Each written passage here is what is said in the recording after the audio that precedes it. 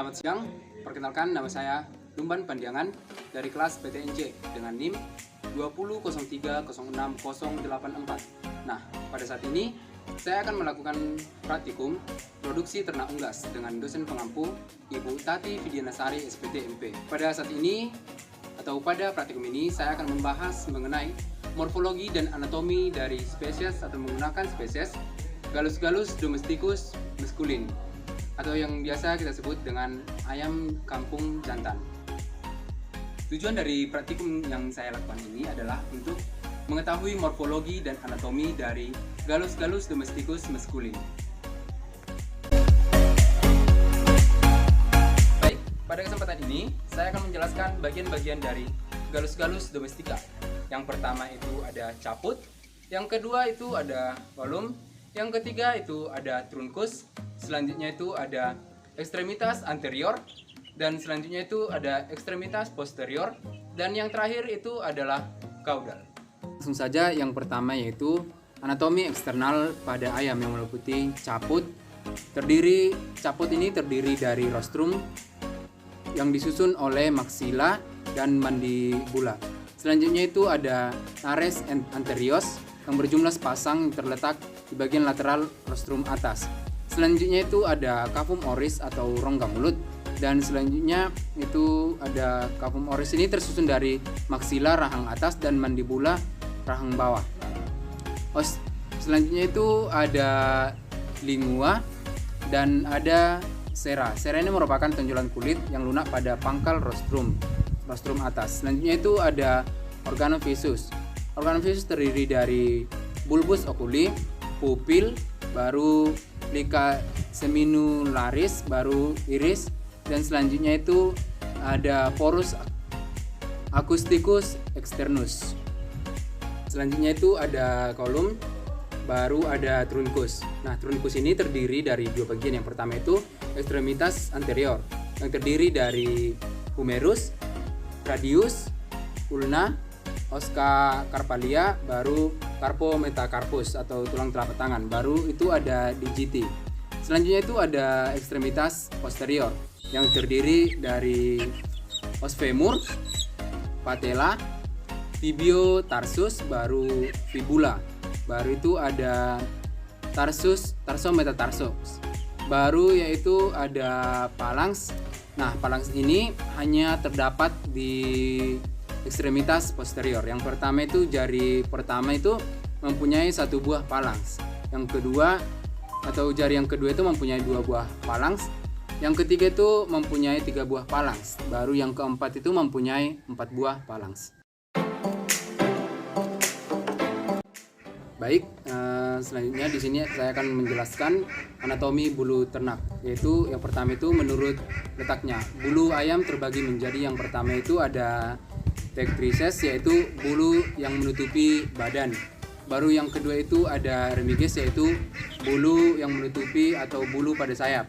Baru yang selanjutnya itu ada parapterum, yaitu bulu yang menutupi daerah bahu.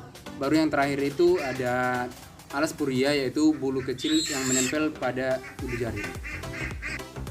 Selanjutnya, menurut susunan anatomis, bulu dapat dibedakan menjadi 3 bagian. Yang pertama itu ada plumae, yaitu bulu sayap dan ekor, yaitu bulu yang menutupi atau penutup bagian luar yang juga membentuk figur atau bentuk tubuh dari apes. Yang kedua itu plumulae, yaitu bulu yang banyak ditemukan pada bagian dada dan perut, yaitu bulu jumbai lembut tanpa rasis menonjol. Yang selanjutnya atau yang terakhir itu atau yang ketiga itu adalah filoplumae atau bulu yang terlihat ketika bulu plumae dicabut, yang ujungnya bercabang-cabang, pendek dan halus. Baik, di sini saya akan menjelaskan sistem digosteria pada Gallus domestica. Nah, dimulai dari mulut. Mulut atau paruh itu berfungsi sebagai tempat pertama kali masuknya makanan ke sistem pencernaan. Selanjutnya ke glandula salivarium atau kelenjar ludah. Saliva merupakan cairan Ceromoccus yang berfungsi untuk pelumas, memudahkan penelanan melalui faring dan esophagus. Selanjutnya itu usus pernapasan sekaligus pencernaan.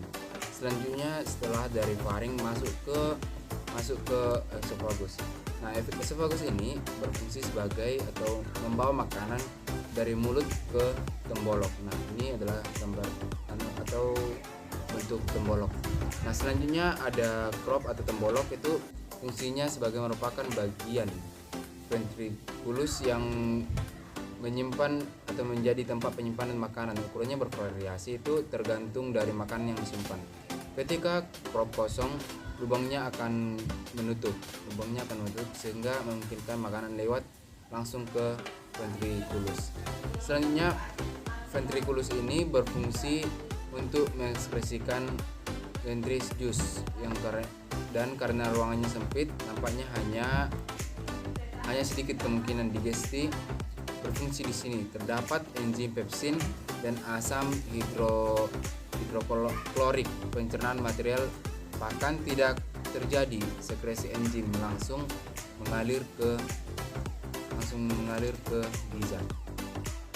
Baik, selanjutnya itu ada ventriculus muscularis atau gizzard. Biasanya material pakan dipecah di sini. Material yang bersifat menggiling seperti git, karang, atau batu kerikil. Partikel pakan digiling menjadi partikel kecil yang mampu melalui intestin. Nah, setelah itu intestinum atau usus halus yang terdiri dari duodenum, jejunum, dan ileum. Fungsi usus halus yaitu sebagai tempat penyerapan makanan. Selanjutnya itu ada seka.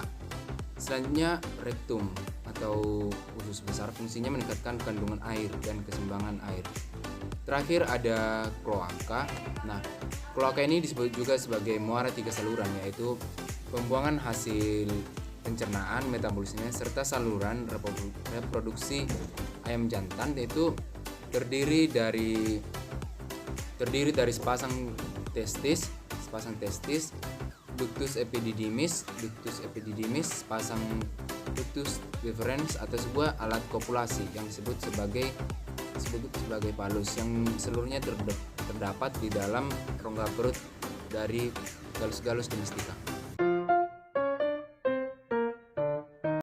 Baik, di sini saya akan menjelaskan sistem ekskresi pada Gallus domestica, yaitu ren atau ginjal ini yang berjumlah sepasang atau 2 biji, yang berfungsi sebagai penyaring darah dan mengekspresikan sisa zat-zat metabolisme.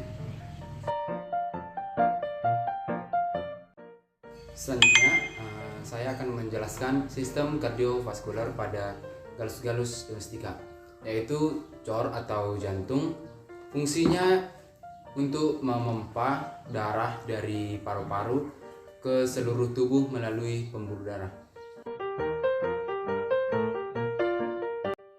Baik, di sini saya akan menjelaskan sistem respirasi pada Gallus domestica. Yang pertama itu ada nares anterior. Nah, di sini nares anterior berjumlah 2 atau sepasang.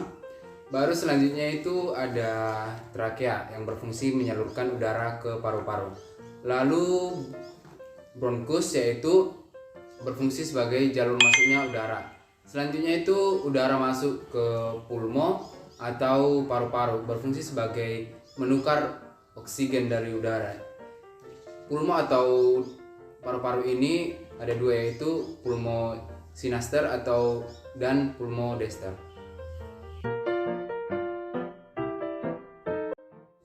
Baik, selanjutnya itu ada sistem nervosum, yaitu susunan saraf pusat. Pertama itu ada cerebrum atau otak besar.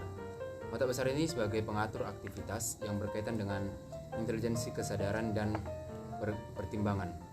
Selanjutnya itu ada cerebellum, yaitu otak kecil yang berfungsi untuk pengaturan keseimbangan Gallus domestica, keseimbangan saat terbang. Selanjutnya ada itu medulla oblongata, berfungsi sebagai atau mengatur influx yang berkaitan dengan yang datang dari medulla spinalis menuju otak. Contohnya yaitu pernapasan, pencernaan, detak jantung, dan menelan. Selanjutnya ada medulla spinalis atau sumsum tulang belakang yang berfungsi membawa sinyal atau informasi dari otak ke otot atau organ-organ tertentu.